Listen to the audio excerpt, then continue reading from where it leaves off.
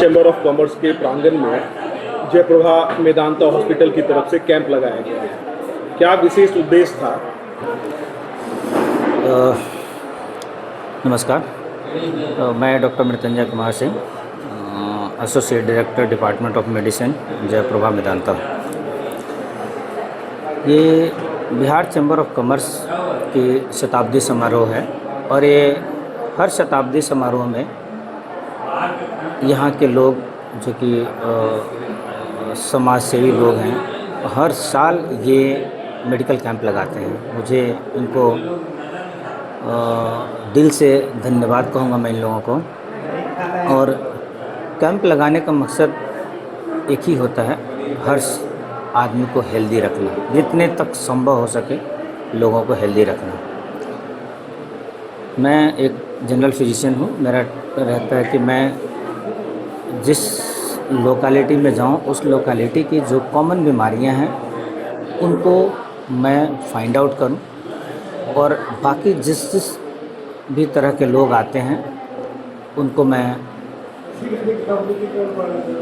जिस श्रद्धा से ये लोग मुझे बुलाते हैं उसी श्रद्धा से मैं सारे मरीजों को देखता हूँ।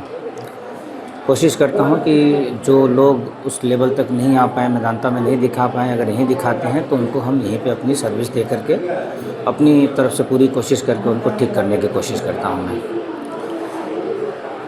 तो लास्ट ईयर भी आया था मैं, इस साल भी आया था और अभी भी मैं काफ़ी पेशेंट देख चुका हूँ। अभी भी मेरे लिए पेशेंट्स वेट कर रहे हैं जिनको मुझे देखना है जी। सर, जैसा आपने बताया उस लोकेलिटी के रोग क्या है, तो आप जहां आए हैं यहाँ जयप्रभा मेदांता की तरफ से बिहार चैम्बर ऑफ कॉमर्स में, यहाँ किस तरह के पेशेंट ज़्यादा आ रहे हैं? बिल्कुल, मैं बोलूँ तो जो एल्डरली पेशेंट आ रहे हैं मैक्सिमम डायबिटिक हाइपरटेंसिव हैं। बच्चे, मैंने कुछ बच्चों को देखा जो एनीमिक हैं। यंग हाइपरटेंसिव भी देख रहा हूँ मैं। कुछ यंग लोग हैं जो बीपी लेकर के आए हुए हैं। कुछ ऐसे लोग हैं जिनमें लीवर में सूजन, जिसको हम अपनी भाषा में बोलते हैं ट्रांसएमिनाइटिस, जो नॉर्म अगर ऐसे बोलें तो ट्रांसएमिनाइटिस का मतलब कि लीवर में सूजन आ रहा है। ये सारी हमारी डाइट की वजह से, एक लैक ऑफ एक्टिविटी की वजह से जो बीमारियां अभी हमारे समाज में फैल रही हैं, वो वैसे भी यंग बच्चे जो 18 साल 19 साल के बच्चे आ रहे हैं, जिनका मैं देख रहा हूँ कि SGOT SGPT काफ़ी बड़ा रह रहा है। लिपिड प्रोफाइल काफ़ी डिरेंज्ड आ रहे हैं, जिनका ट्राइग्लिसराइड और LDL जो ख़राब कोलेस्ट्रॉल बोलते हैं, वैसे भी बच्चे, यंग बच्चे हाई वैल्यूज़ के साथ आ रहे हैं। प्लस मैं देखा हूँ कि कुछ बच्चे जो एनीमिक हैं, एनीमिया जो, जैसे कुछ बच्चियाँ आई थी, कुछ छोटे छोटे बच्चे आए थे एनीमिक हैं, वो खून की कमी हो रही है, उनको खून की कमी दिख रही है उनमें। तो ये जो पेशेंट्स आ रहे हैं, इनका यहाँ पे कम से कम फ़िल्टर हो रहा है। उनको जो बेसिक दवाइयाँ हो सकती हैं वो दवाइयाँ लिख करके भेज रहे हैं।